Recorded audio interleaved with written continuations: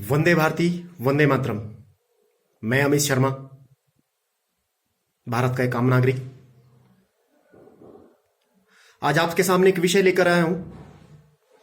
वर्तमान में पूरा विश्व कोरोना जैसी विश्वव्यापी महामारी से जूझ रहा है और हमारा देश भी इससे कोई अछूता नहीं है।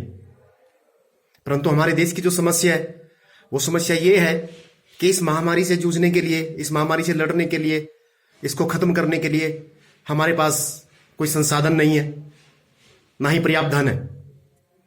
तो आज मैं सभी राजनीतिक दलों के प्रतिनिधियों से यह जानना चाहता हूं, यह पूछना चाहता हूं। तो दुख तो इस बात का होता है कि आजादी के 70 वर्षों में से लगभग 50 वर्ष जिस परिवार ने इस देश को प्रधानमंत्री दिया है, उसका वंशज भी आज एक ही विषय उठाता है कि भारत से गरीबी नहीं गई, भारत में आम जनता की मूलभूत जरूरतों को पूरा नहीं किया जाता है। शर्म आती है। और इसी विषय को ध्यान में रखते हुए भारत की जनता ने दूसरे राजनीतिक दल को हृदय से स्नेह दिया, खुला समर्थन दिया, इस उम्मीद में कि शायद ये परिवर्तनशील, ये राष्ट्रवादी पार्टी हमारी आम जनता की मूलभूत जरूरतों को पूरा करेगी, मूलभूत जरूरतों को समझेगी। परंतु निसंदेह वर्तमान सरकार ने देश हित में, राष्ट्र हित में कुछ ऐतिहासिक फैसले लिए हैं जो अतुलनीय हैं। उनके लिए मैं धन्यवाद देता हूं, सराहना करता हूं। परंतु आम जनता की मूलभूत जरूरतों को आज भी पूरा नहीं किया गया है। आज तक भी हम किसी आपातकालीन स्थिति को, अनापेक्षित आने वाले किसी संकट से, किसी बड़ी महामारी से लड़ने के लिए हमारे पास ना ही तो पर्याप्त साधन है, ना ही पर्याप्त धन है। मैं यहां पर पार्टी विशेष या व्यक्ति विशेष के लिए कुछ भी बोलना नहीं चाह रहा हूं।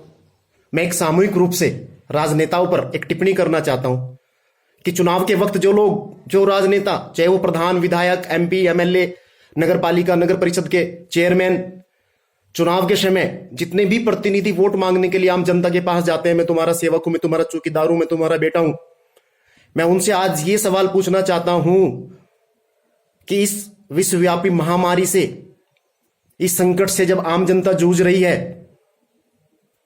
तो मैं लगभग 1 महीना इस महामारी को चलते हो गया है, परंतु मैंने आज तक कहीं पर भी किसी भी राजनीतिक पार्टी के नेता को, जनता के किसी भी प्रतिनिधि को सीधे तौर पर जनता की सेवा करते हुए नहीं देखा।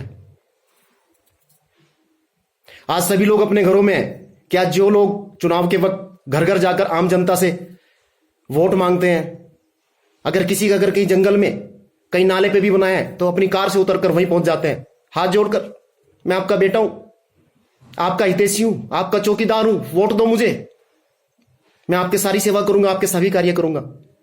परंतु चुनाव होने के बाद, चुनाव जीतने के बाद, जीतने वाली पार्टी एक धन्यवाद रैली निकालती है और समझ लेती है कि जनता के प्रति उसका जो भी उसकी जिम्मेदारी थी वो पूर्ण हुई।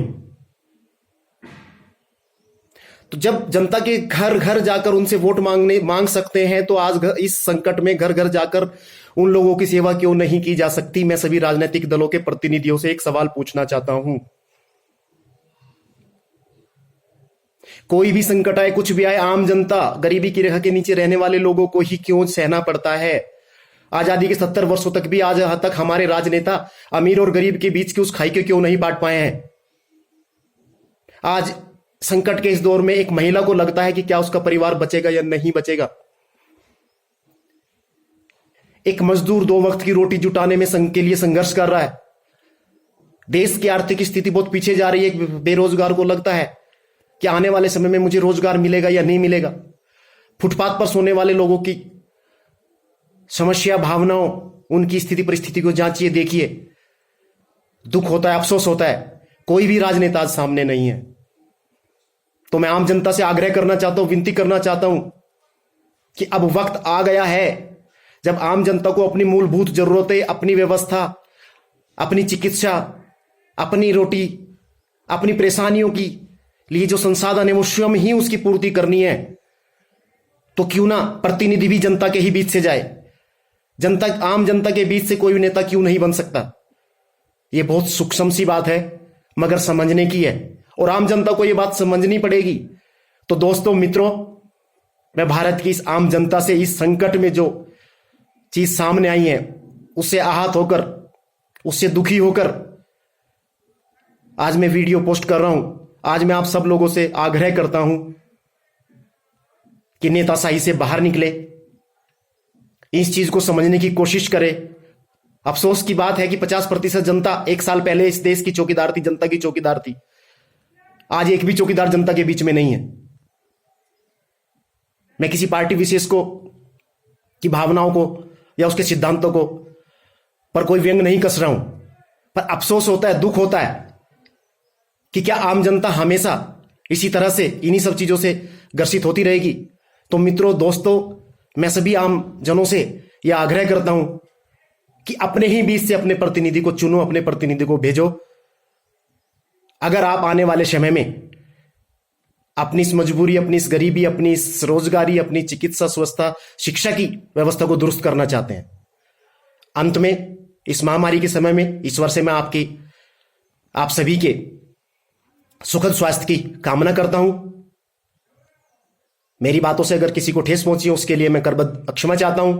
फिर मिलूंगा। जय हिंद, वंदे भारती, वंदे मातरम।